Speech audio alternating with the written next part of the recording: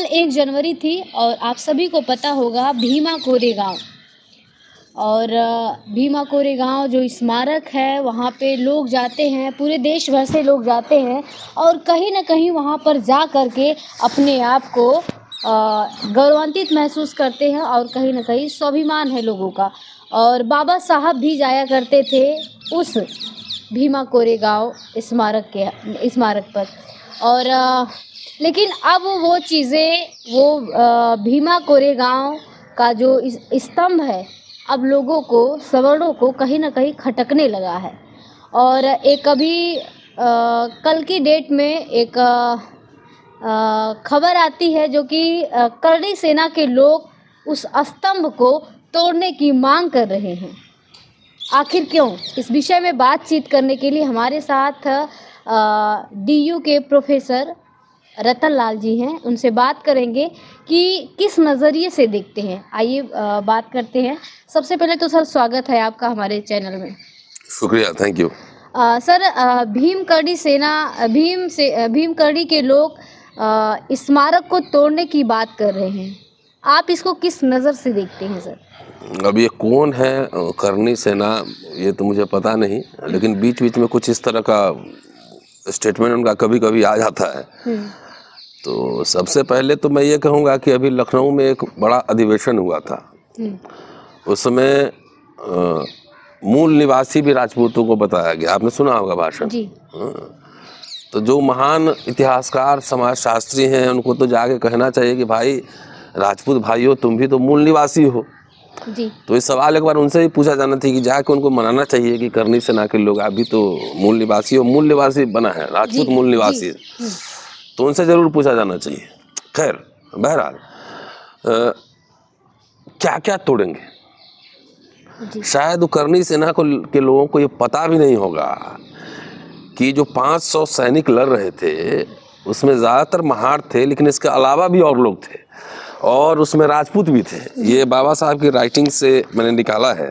The great fight volume 17 में है, 3 से 7 नंबर पेज पर है, ठीक है जी।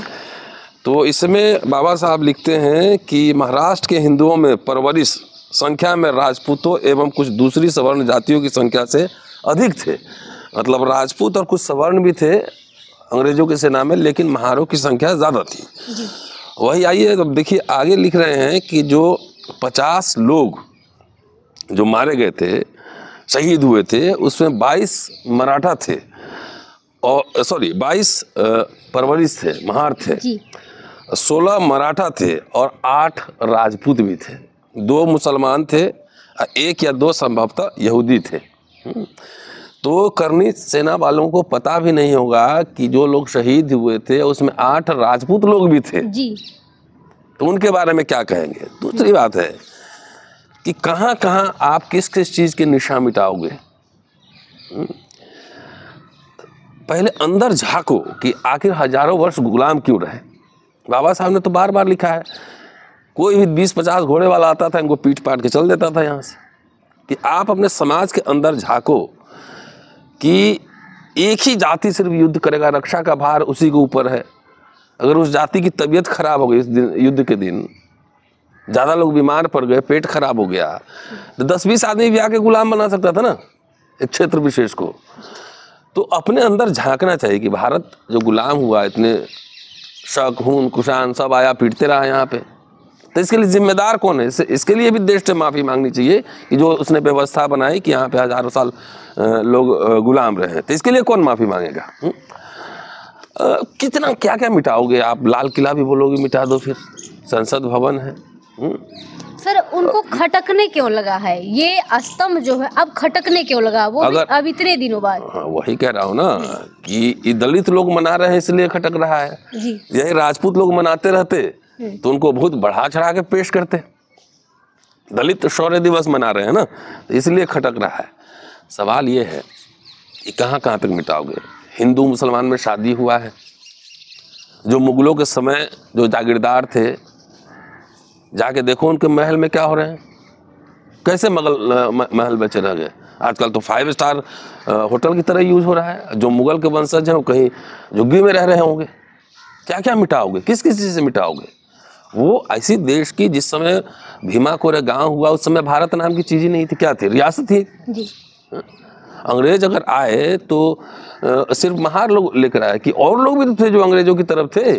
1857 में कुछ राजे रजवाड़े अंग्रेजों की तरफ थे। जब टीपू सुल्तान अंग्रेजों से लड़ाई लड़ रहे थे तो बाकी यहाँ के शासक क्या कर रहे थे? ये पूछा जाएगा ना सवाल। तो इतिहास जो है ना, आधा मत देखिए। इतिहास के जाएंगे परत दर परत खुलेगी तो बहुत मुश्किल पड़ जाएगा समझना। जी सर, एक ये बाबा साहब का जो ये वैल्यूम पढ़ने के बाद एक सवाल निकल कर और आता है कि ये जो 8 राजपूत और 2 मुसलमान थे, शहीदों में शामिल थे, इनका नाम अभी तक मुझे नहीं लगता है कि इनके नाम का जिक्र होता है। ऐसा क्यों? 16 मराठा भी थे। इसमें तो बहस होगी। देखिए, इतिहास लेखन में जब हिस्ट्री लिखा गया, प्रोफेशनल हिस्ट्री, जी, तो ये सिर्फ बाइनरी में देखा गया कि अंग्रेजों के खिलाफ जो है एक बगावत थी, कि एंटी कॉलोनियल स्ट्रगल के रूप में जो है ना पूरे इसको देखा गया। लेकिन उसके पीछे एक और भी जो है ना लड़ाई चल रही थी ना। आखिर जो हिंदू महार क्यों शामिल हुए अंग्रेजों की सेना में? अगर सब कुछ ठीक ठाक रहता तो महार नहीं शामिल होते ना। वहाँ पेशवाई हुकूमत थी और पेशवाई हुकूमत के समय महारों को सड़क पर चलने की इजाज़त नहीं थी। कमर में जो है झाड़ू और गले में मटका बांधना पड़ता था। तो इस तरह की अमानवीय व्यवस्था थी। उनके पास जीने के साधन नहीं थे। तो इसीलिए ना अपने रोजगार के लिए, जिंदा रहने के लिए नौकरी की जरूरत पड़ी, उस सेना में शामिल हो गए होंगे।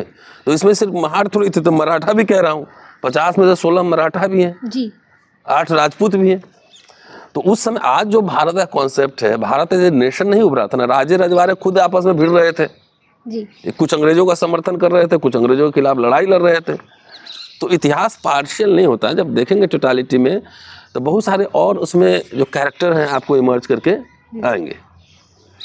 हमें तो लगता है कि इस तरह के ऑर्गेनाइजेशन सबको ही बैन कर देना चाहिए। कभी कोई फिल्म आएगी, कभी कोई डिबेट होगा तो उसमें चले जाएंगे फिल्म हॉल बंद करवाने। तो क्या क्या तोड़ोगे भाई? यहाँ तो हिंदू मुस्लिम संस्कृति का सम्मिश्रण हुआ है, ईसाई हिंदू संस्कृति का सम्मिश्रण हुआ है, नहीं हुआ है जी। तो नस्लें क्या खत्म कर दोगे? सर, एक सवाल और कि सरकार को चिट्ठी लिखी गई है और सरकार केंद्र में भी भाजपा की है, तो क्या ये गंभीर मामला है या नहीं? अब सरकार रिस्पॉन्ड करे ना। सरकार से कोई आया है रिस्पॉन्स? तो सरकार को रिस्पॉन्ड करना चाहिए, तब बहस न बढ़ेगी आगे। गवर्नमेंट को रिस्पॉन्स करना चाहिए। देखते हैं क्या होता है, उसके बाद इसको बहस बढ़ाएंगे जी। सर, दलित समाज को इसका जवाब कैसे देना चाहिए? हर चीज़ का जवाब देने की ज़रूरत है क्या? हर चीज़ का जवाब देने की ज़रूरत है? जवाब तो मैं बोल रहा है वही जवाब चला गया ना। लेकिन सर, देखा जाता है छोटा छोटा जो कहीं कहीं प्रोटेस्ट होता है, आंदोलन होता है, उसको बढ़ चढ़ के लोग दिखाते हैं, करते हैं। तो इसको किस नज़रिए से क्या करना चाहिए एक सामाजिक दायित्व में? तो बड़े बड़े संगठन हैं, दलितों पिछड़ों के भी बड़े बड़े संगठन हैं, दावा भी करते हैं कि करोड़ों रुपया उनको चंदा मिलता है। तो मीडिया संस्थान खोले ना, इससे बहस कराएं। दूसरे मीडिया वालों से हम क्यों उम्मीद करें? तो ये जाके खोलें, अपना मीडिया हाउस खोलें। बड़े संगठन का दावा करते हैं, सब लोग वहाँ चंदा भी पहुँचाता है, तो अपने जर्नलिस्ट बनाएं, मीडिया हाउस खोलें, इस पर बहस हो, रिसर्चर लाएं। तो ये रिसर्च करना किसका काम है? एक ही आदमी, हमारे समाज की तो दिक्कत है ना, एक आदमी जो 10वीं पास होता है वो भी अपने आप को अर्थशास्त्री, इतिहासकार, पॉलिटिकल साइंटिस्ट सब समझने लगता है, सब कुछ जान जाता है जी। तो प्रोफेशनल लोग क्रिएट करना होगा ना इसके लिए। आप मेरे पास क्यों आई हैं? इसलिए ना आई है कि मेरे पास कोई एविडेंस होगा, कुछ मैंने इसके बारे में जाना होगा। तो उसके लिए देख लीजिए कितना नीला पीला इसमें टिक लगा हुआ है, कमेंट्स लिखे हुए हैं। तो ये एक इतिहास एक गंभीर काम है, इसलिए प्रोफेशनल इतिहासकार बनाने चाहिए। इतिहास में ही राजनीति होती है, इतिहास कोई कहानी नहीं है। जो इतिहास कंट्रोल करता है वही राज सत्ता भी कंट्रोल करता है। जो राज सत्ता कंट्रोल करता है वो इतिहास अपने दृष्टिकोण से लिखवाता भी। लेकिन क्या लग रहा है सर कि उसके लिए कोई काम हो रहा है? जो आप बता रहे हैं कि ये काम होना चाहिए, क्या उस दिशा में कोई काम हो रहा है? भाई इंडिविजुअल एफर्ट्स तो हो ही रहे हैं ना, हम लोग भी काम कर ही रहे हैं ना। हम कह रहे हैं जो देश में क्रांति का बिगुल बजाए घूम रहे हैं, तो उनको स्कूल खोलने की, यूनिवर्सिटी खोलने की, इतिहासकार बनाने की जिम्मेदारी नहीं है? बिल्कुल है सर। तो आप समाज से चंदा लेते हैं, समाज से, तो समाज को हिसाब नहीं देंगे?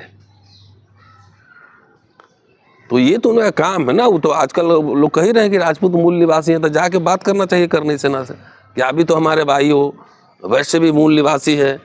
हाँ, तो नया एक संगठन ही बन गया, क्यों नहीं बात करता है जाके वहाँ पे? क्या लगता है सर कि ये उनसे अगर सवाल किया जाएगा तो उनका किस तरीके का जवाब होगा? क्या वो मानेंगे इस चीज को? नहीं, ये तो अब मैं कैसे कह दूं? आप मैं तो लिखा हुआ बता रहा हूँ। लगता है सर कि जिस तरीके से वो अपने आप को मूल निवासी बता रहे हैं? नहीं, कौन बता रहा है मूल निवासी? राजपूत। वो थोड़ी बता रहे हैं, तो संगठन वाले लोग बोले हैं कि ये भी मूल निवासी, उसमें कुछ लोग गए थे। तो जो लोग गए थे भाषण दे रहे थे, वो जाके करनी सेना से उनको बात करनी चाहिए ना कि भाई हम लोग मूल निवासी, हम लोग एक हैं। विदेशी कौन है उसके बाद बताना चाहिए कौन विदेशी है। ये तो इस तरह का बहस चल गया है कि अब सबका डीएनए टेस्ट होना चाहिए, उसके हिसाब से डिसाइड हुआ कौन कहाँ का है। सर एक आखिरी सवाल, महाराष्ट्र में चिट्ठी लिखने के बाद जो है हलचल है, लेकिन अभी समाज में उस तरीके की हलचल नहीं है, क्या कहना चाहेंगे इस पे? तो समाज हर समय थोड़ी, इसमें तो बहुत सारे यहाँ के पॉलिटिकल क्लास हैं, उनको रिस्पॉन्ड करना चाहिए। समाज में क्या हर समय हलचल ही करता रहेगा?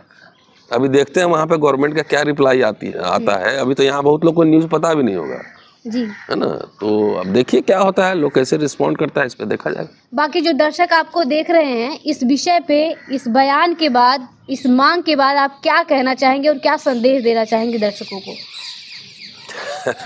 संदेश वगैरह सब वो साधु बाबा लोग देते हैं, हम लोग तो खाली यही कहते हैं। फिर भी जो दर्शक आपको देख रहे हैं सर, क्योंकि आपके बोलने से भी बहुत सारी चीजें लोग सीखते हैं और कहीं ना कहीं उसको एक्शन में भी लेते हैं, तो क्या संदेश देना चाहेंगे, क्या कहना चाहेंगे लोगों से?